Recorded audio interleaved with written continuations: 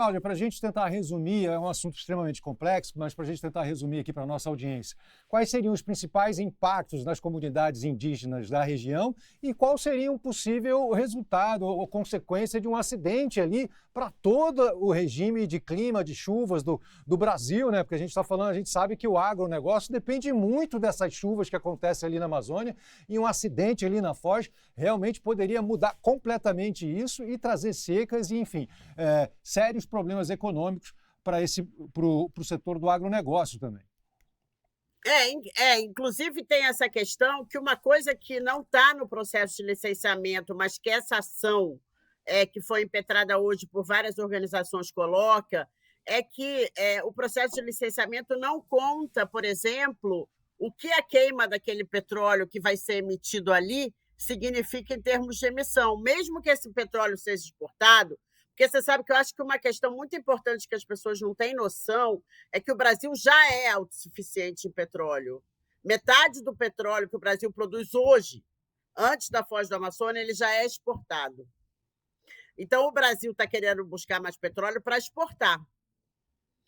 Então, o que também é um cálculo duvidoso, porque se todos os países diminuírem o uso de petróleo, quem vai comprar esse petróleo daqui a 10, 20 anos? Porque uma nova área de exploração, para ela ser comercialmente viável, demora, se for encontrado petróleo, se ele for comercialmente viável, demora mais ou menos 10 anos. Agora, sobre o acidente, então acho que tem muita ilusão em termos dos ganhos econômicos que essa exploração pode dar ao Brasil nesse momento específico do mundo. É claro que tem, por exemplo, tem o Trump, que está aumentando a exploração de petróleo nos Estados Unidos, saiu do Acordo de Paris. Muitos países que são ricos podiam diminuir a produção de petróleo, também não diminuíram, como a Noruega.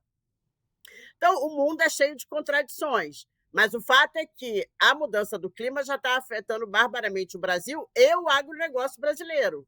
Pois Como é. aconteceu na enchente do Rio Grande do Sul, como aconteceu com as secas do ano passado, e depois quem paga por esse prejuízo somos todos nós, Pois seja é. através de impostos, Acho que essa é a grande seja questão que você está colocando, realmente. São poucas seja pessoas que se enriquecem, muitas pessoas que acabam sofrendo as consequências disso. Exatamente. A gente viu que o Rio de Janeiro, por exemplo, devia ter ficado rico, supostamente, com petróleo, desde a bacia de Campos e depois do pré-sal, e o Isso Rio não já foi à aconteceu. falência mais 2 vezes, exatamente.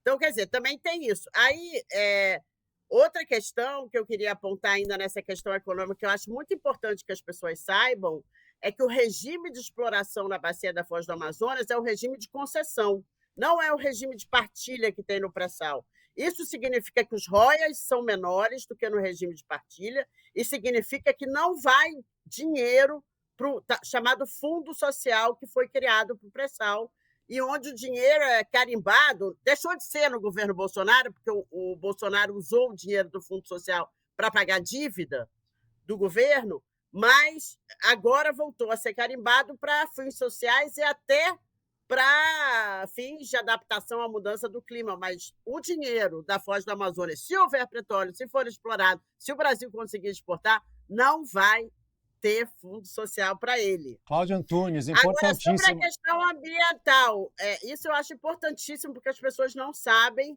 e tem muito essa ideia que, todo mundo explora petróleo, vamos explorar também, vai ser a salvação do Amapá, que realmente é um estado empobrecido, mas o que a gente sabe no Brasil é que a pobreza ela não cai do céu, né? Quer dizer, a pobreza é uma função da divisão de renda, uma função de para onde vai o dinheiro público, inclusive, né?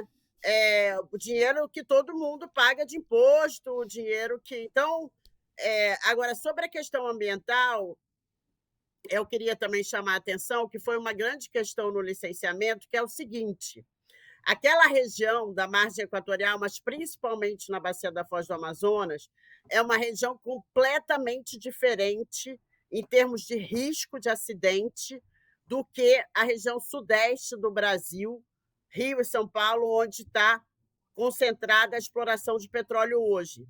As correntes marinhas, lá tem a corrente norte do Brasil, as principais correntes marinhas da região, marítimas da região, elas têm uma velocidade 3 vezes maior do que a velocidade das correntes marítimas aqui no litoral do Sudeste.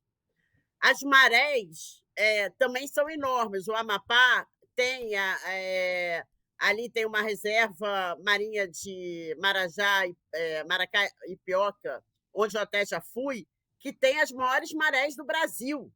São aquelas marés de 7 metros, 8 metros, entendeu? Quando a água do oceano entra no rio e forma aquelas pororocas que não existem só no Amazonas.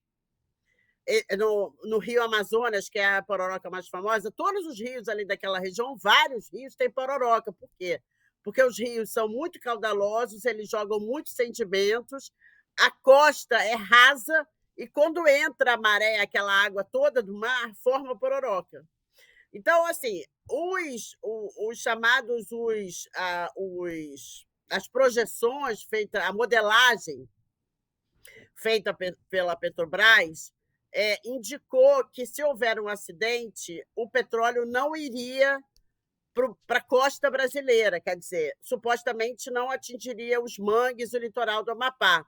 A tendência, por causa dessa corrente norte do Brasil, porque que ela vai na direção do Caribe, assim, é que o óleo fosse, inclusive, para países vizinhos, para Guiana Francesa, por exemplo, onde não tem exploração de petróleo. Existe exploração de petróleo na Guiana, que é depois. Mas primeiro é a Guiana Francesa, depois...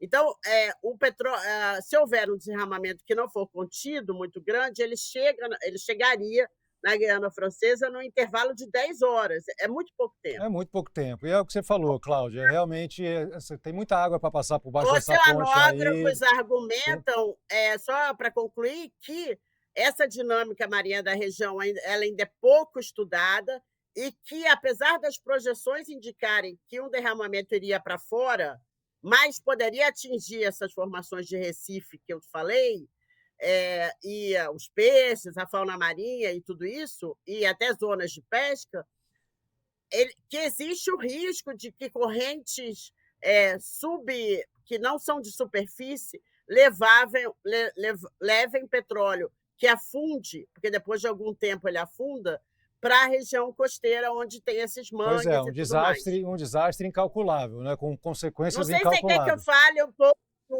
da questão indígena ali, que eu posso falar também, eu não falei. A gente gostaria, mas a gente ficou com pouco tempo nesse momento, infelizmente. Assim.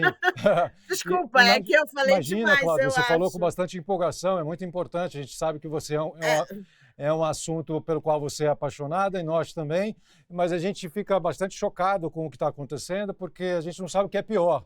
Falar assim, um acidente que vai trazer o petróleo para cá, ou a gente dizer, não, as correntes vão levar para a Guiana, então tudo bem, podemos correr esse risco. Então, realmente, muita água ainda precisa passar por baixo dessa ponte, a gente sabe que os povos indígenas Depois, se você quiser, eu falo um pouco dos indígenas também, que é muito importante ali. E a gente volta a fazer essa questão. Sim, a gente inclusive ia falar com a Alessandra do povo Munducuru, mas infelizmente a conexão dela estava ruim, a gente não conseguiu. Enfim, muita coisa ainda para falar, nossas portas estão abertas, parabéns pelo seu trabalho, da Eliane, aí na Sumaúma. Um grande abraço, Cláudia. Outro, Cazé, muito obrigado. Um abraço para vocês, boa sorte. Valeu.